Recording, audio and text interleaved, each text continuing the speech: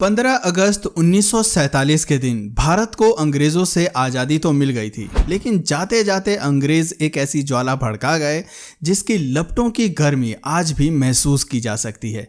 जहां कुछ लोग देश की आज़ादी का जश्न मना रहे थे, वहीं कुछ बंटवारे के दर्द से कराह रहे थे, क्योंकि आज़ादी के ठीक एक दिन पहले संपूर्ण देश दो हिस्सों में बंट गया था, भारत और पाकिस्तान। किसी ने कल्पना तक नहीं की थी कि 14 अगस्त 1947 की रात लाखों लोगों के लिए काल साबित होगी। लोगों को बिल्कुल भी अंदाजा नहीं था कि अगले ही रोज उन्हें अपना घर बार, जमीन जायदाद सब कुछ छोड़कर जाना पड़ेगा। इतना ही नहीं, बंटवारे की वजह से फैले दंगे में लाखों निर्दोष लोगों की जान चली गई। यही वजह है कि 14 अगस्त की काली रात को याद कर आज भी लोग सिहर उठते हैं, उनके रोंगटे खड़े हो जाते हैं। आज हम आपको इतिहास के काले पन्नों में दर्ज भारत और पाकिस्तान के बंटवारे की दुख भरी कहानी सुनाने जा रहे हैं। भारत और पाकिस्तान का विभाजन।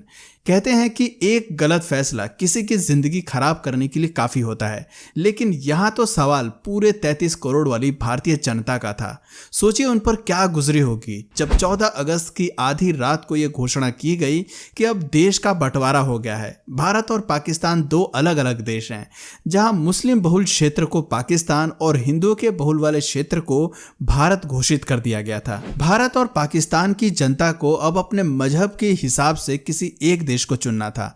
बताते हैं कि इस बंटवारे की वजह से 1 करोड़ से भी ज्यादा लोगों को अपनी अपनी मातृभूमि छोड़कर जाना पड़ा था और आधिकारिक रूप से 1 लाख से ज्यादा लोगों को मौत के घाट उतार दिया गया था। लेकिन दोस्तों, ये फैसला सिर्फ दो देशों के बीच खिंची लकीरों तक सीमित नहीं था, बल्कि इसमें एहसासों, भावनाओं और दिलों का बुरी तरह कत्ल हुआ था। लेकिन इसकी किसी को परवाह नहीं थी। आज़ादी के कुछ रोज पहले जो लोग आपस में भाईचारे को बरकरार रखे हुए देश की आज़ादी के लिए एक साथ खड़े थे, वहीं आज़ादी के बाद यही लोग जानी दुश्मन बन गए। एक रिपोर्ट के मुताबिक 1.4 करोड़ लोगों का विस्थापन हुआ था। विभाजन के एकदम बाद 72,26,000 मुसलमान भारत छोड़कर पाकिस्तान चले गए, जबकि 72,49,000 हिंदू और सिख पाकिस्तान छोड़कर भारत लौट आए। महज 60 दिनों के भीतर एक स्थान पर अपनी जिंदगी बिताने वालों को अपना घर, जमीन, दुकान, संपत्ति और खेती तक सब कुछ छोड़कर हिंदुस्तान से पाकिस्तान जाना पड़ा और पाकिस्तान से हिंदुस्तान आना पड़ा। भारत बंटवारे की वजह से कई जगह दंगे भी भड़के थे। एक अनुमान के अनुसार इन दंगों में 10 से लेकर 15 लाख के बीच लोग मारे गए थे।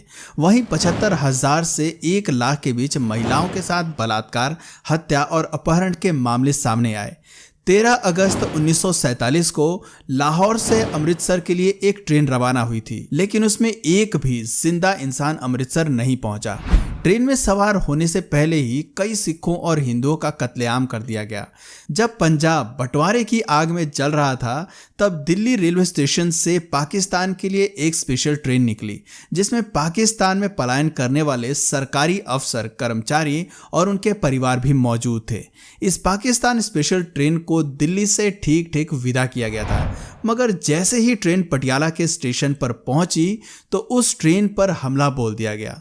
इस हादसे में एक महिला और एक बच्चे की मौत हो गई, और जब इस बात की खबर कराची और लाहौर को मिली तो बदले की आग में उन्होंने अमृतसर वाली पहली ट्रेन को अपना निशाना बनाया। बताते हैं कि जब ये ट्रेन पाकिस्तान से अमृतसर के स्टेशन पर पहुंची तो उसमें एक भी जिंदा इंसान नहीं था। हर तरफ लाशों के ढेर लगे थे। इन लाशों की दुर्दशा ये बयां करने के लिए काफ़ी थी कि बंटवारे का फैसला कितना गलत था। एक ट्रेन की आखिरी बोगी पर दिल दहला देने वाली सूचना भी लिखी हुई थी। उसमें साफ साफ लिखा था कि पटेल और नेहरू को आज़ादी का ये तोहफा मुबारक हो। इसके बाद बदले की आग इतनी भड़की कि दोनों तरफ से आने जाने वाले ट्रेनों में केवल लाशें ही पहुंचती थी, जिंदा इंसान नहीं। लोगों को एक स्थान से दूसरे स्थान पहुंचाने वाली ट्रेन कब्रिस्तान और शमशान में तब्दील हो गई थी। इसलिए भारत और पाकिस्तान का विभाजन किसी काले इतिहास से कम नहीं है। इसके पन्ने को पलटते ही रोंगटे खड़े हो जाते हैं और आंखों से आंसू बहने लगते हैं। कुछ लोगों का कहना है कि बंटवारे की चिंगारी तो काफी समय पहले ही भड़क उठी थी। 18 जुलाई 1947 को भारतीय स्वतंत्रता अधिनियम को स्वीकृति मिल गई थी। इसी के साथ ही अंग्रेजों ने देश के 2 टुकड़े करने की भी ठान ली थी। उन्होंने इस काम के लिए लंदन के वकील सर सिरिल रेडक्लिफ को चुना था, जो कि कभी भारत आए ही नहीं थे। उन्हें यहाँ की संस्कृति, रहन सहन आदि के बारे में जरा भी जानकारी नहीं थी। वो केवल सिर्फ एक नक्शे पर लकीर खींचने आ रहे थे। उन्हें बिल्कुल भी आभास नहीं था कि वो कितने लोगों की जिंदगी बर्बाद करने जा रहे हैं। दरअसल अंग्रेजों ने फूट डालो और राज करो की नीति के तहत 1906 में मुस्लिम लीग को मान्यता दे दी थी। मोहम्मद अली जिन्ना मुस्लिम लीग के प्रमुख नेता थे। जिन्ना की इच्छा थी कि मुस्लिमों को एक अलग आजाद देश दे दिया जाए जहां वो अपने मुताबिक रह सकें। हालांकि पाकिस्तान का विचार सन 1930 से पहले तक अस्तित्व में नहीं था। भारत विभाजन की रेखा तब और मजबूत हो गई जब 1929 में मोतीलाल नेहरू कमेटी ने सिफारिश की कि सेंट्रल असेंबली में मुसलमानों के लिए 33% सीटें आरक्षित हों। कांग्रेस ने उस समय भले ही कमेटी की सिफारिश को नकार दिया, लेकिन इसका असर आगे देखने को मिला। इसको आधार बनाकर 1938 आते आते जिन्ना मुस्लिमों के अकेले प्रवक्ता बन गए। वो अकेले ही उनकी मांगों को जोरदार तरीके से उठा रहे थे। वहीं ये भी बातें बताई जाती हैं कि जिन्ना भारत का प्रधानमंत्री भी बनना चाहते थे, लेकिन ऐसा मुमकिन नहीं था। इसलिए उन्होंने पाकिस्तान के निर्माण की मांग की, जहां वो आराम से प्रधानमंत्री बन सके। वहीं दूसरे विश्व युद्ध के बाद आर्थिक मार झेल रही ब्रिटिश सरकार ने माना कि भारत में उपनिवेश बनाए रखना अब उनके लिए फायदे का सौदा नहीं रह गया है। भारत में स्वतंत्रता संग्राम को बढ़ता देख ब्रिटिश सरकार ने जल्द से जल्द यहां से जाने की योजना बनाई। अंग्रेजों ने भारत को तो आजादी दे दी, लेकिन जाते वक्त यहां बंटवारे की आग लगा गए। उन्होंने भारत का बंटवारा कर एक नया राष्ट्र पाकिस्तान बना दिया। आपको जानकर हैरानी होगी कि भारत और पाकिस्तान को बेशक आजादी एक ही दिन मिली थी, लेकिन पाकिस्तान 14 अगस्त 1947 को आजादी का जश्न मनाता है, जबकि भारत में 15 अगस्त को स्वतंत्रता दिवस मनाया जाता है। दोनों देशों के बीच सीमा रेखा का निर्धारण 17 अगस्त 1947 को किया गया था। भले ही विभाजन का फैसला आनन फानन में लिया गया, लेकिन ये कार्य इतना भी आसान नहीं था। इसलिए 2 अनुभवी लोगों को चुना गया, जिसमें HM पटेल और चौधरी मोहम्मद अली शामिल थे। इन दोनों लोगों की विभाजन में अहम भूमिका रही, जबकि इनके नीचे अन्य कई अधिकारी कार्यरत थे। ये लोग अलग अलग इलाकों से रिपोर्ट बनाकर इन्हें भेजते थे और इन्हीं रिपोर्ट्स के आधार पर बंटवारे की सिफारिशें तैयार की जाती थीं। लॉर्ड माउंटबेटन इस पूरे मामले के कर्ता धर्ता थे। शायद आपको मालूम नहीं होगा कि भारत और पाकिस्तान बंटवारे में जन धन, जल और जमीन के बंटवारे के साथ साथ सभी ऑफिसों की कॉपी, किताब, मेज कुर्सी से लेकर टाइपराइटर और पेंसिल तक का बंटवारा हुआ था।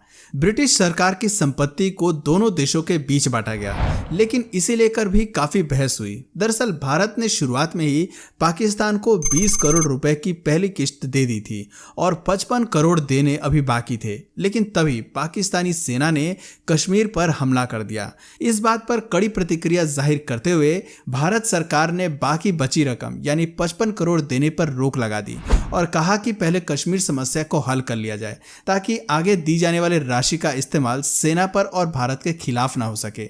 लेकिन यहाँ महात्मा गांधी इस निर्णय के पक्ष में नहीं थे।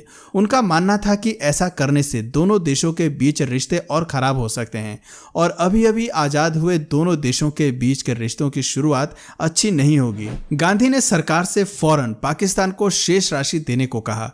यहाँ तक कि गांधी ने उसी समय ये राशि दिलवाने के लिए अनशन शुरू कर दिया था। जानकारों की माने तो पाकिस्तान को यहाँ अचल संपत्ति का 17.5% हिस्सा मिला था। वहीं भारत का इसमें 82.5% शेयर था। इसमें मुद्रा, सिक्के, postal revenue stamps, gold reserve और RBI के एसेट शामिल थे। चल संपत्ति की बात करें तो यहाँ भी 80 से 20 के अनुपात में विभाजन किया गया था। जहाँ भारत को चल संपत्ति का 80% भाग मिला, वहीं पाकिस्तान के हिस्से में 20% आया था। संपत्ति वस्तुओं में सरकारी टेबल, कुर्सियां, स्टेशनरी, यहाँ तक कि लाइट बल्ब, इंक पॉट्स और ब्लॉटिंग पेपर भी शामिल थे। आपको सुनकर अचंभा होगा कि सरकारी पुस्तकालयों में उपलब्ध पुस्तकों को भी दोनों देशों के बीच विभाजित किया गया था। रेलवे और सड़क विभाजन की संपत्तियों को दोनों देशों के रेलवे और सड़कों के हिसाब से बांटा गया था। खैर, इस तरह बंटवारे के फैसले ने एक हंसते खेलते देश के लोगों के बीच नफरत के बीज ऐसे बोए जो आज तक कायम है। इस बारे में आपकी क्या राय है, हमें नीचे कमेंट सेक्शन में ज़रूर बताएं। और अगर इस वीडियो से आपको कुछ नया जानने या सीखने को मिला या फिर इंटरेस्टिंग लगा तो प्लीज़ इस वीडियो को एक लाइक करके अपने फ्रेंड्स और फैमिली में से ज़रूर शेयर करें। और यदि आप इस चैनल पर नए हैं तो प्लीज़ इस चैनल को सब्सक्राइब करके बेल नोटिफिकेशन आइकन को ऑन कर लीजिए। मिलते हैं फिर किसी वीडियो में नए टॉपिक के साथ, तब तक के लिए नमस्कार।